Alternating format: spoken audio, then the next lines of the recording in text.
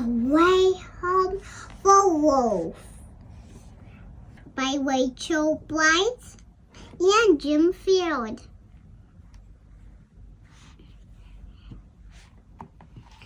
As a rainbow of lights flickered soft in the night, dusting diamonds of ice and a desert of white, the wild, whipping wind, it whistled its tune to a hurrying of rose and a shimmering moon.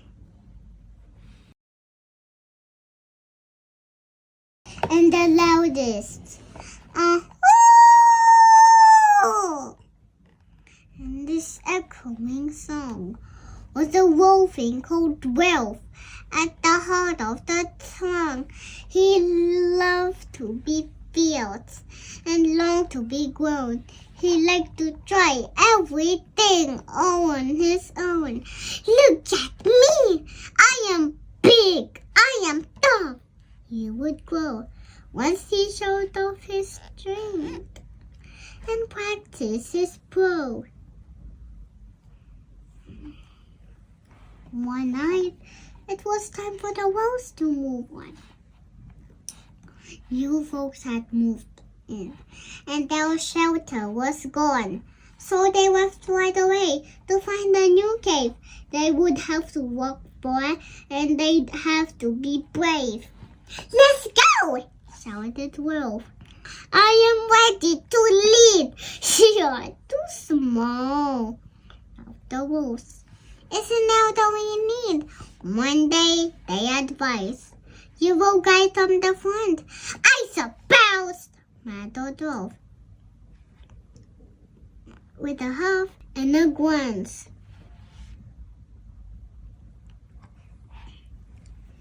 They struggled through snow as high as their flanks, and they leapt over rocks as they scaled icy banks.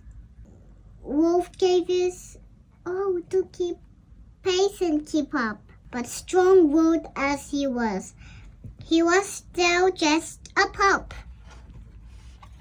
He kept dropping back with each clamor and climb as the pack journeyed further away all the time. Exhausted and breathless, he strayed off the track when a blizzard blew in. And he lost his way back. Wolf longed to howl, "Help!" and to howl it loud, but his throat was too hoarse, and his heart was too proud. He lay on the tundra, his tail curled up tight. A blanket of stars was his bed for the night, until crack went the ice, crack and creak. Wolf jumped to all fours with a deafening shriek. He stuck out the claws and every limb.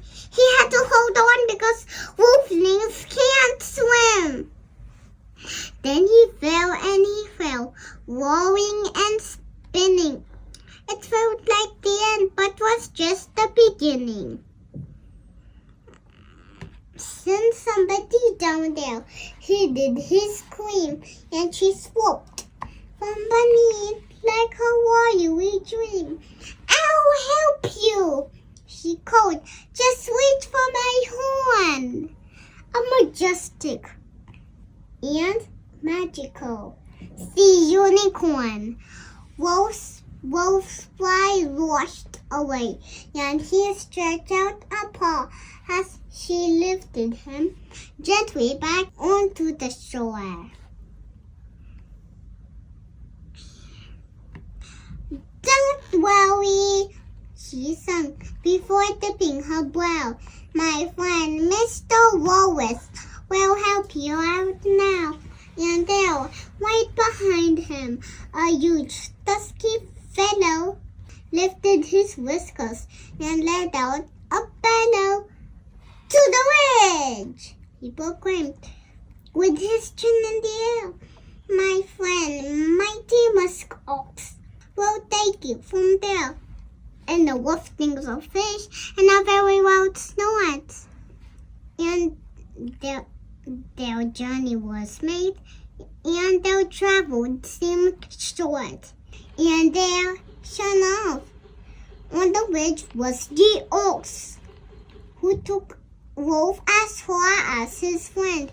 Like the fox, Wolf followed his nose to the trees to a goose, who guided him, honking to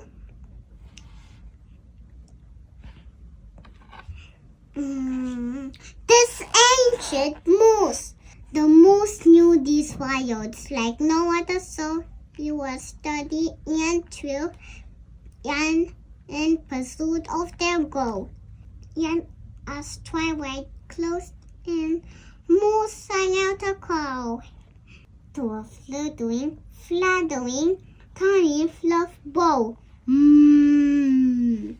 A Belmont who showed Wilf the rest of the way to the place where this wolfing most wanted to stay. Thank you, Wolf waved as he rejoined his pack, and the wolves howled with joy that their wolfling was back. They huddled him in and cuddled him close, and fussed over which wolf had missed him the most. Wolf, he knew then that we'll all come together. The darkest of times are easy to weather. So he bowed to the narwhal, ox, walrus, and goose, and bowed to the ox and the moth and the moose. If ever I meet one who strayed off their track, I'll help them along by guiding them back. And true to his word, Wolf is different now, and his world seemed much smaller and warmer somehow, since wherever takes you, forever you roam. We're all just a handful of friendships from home.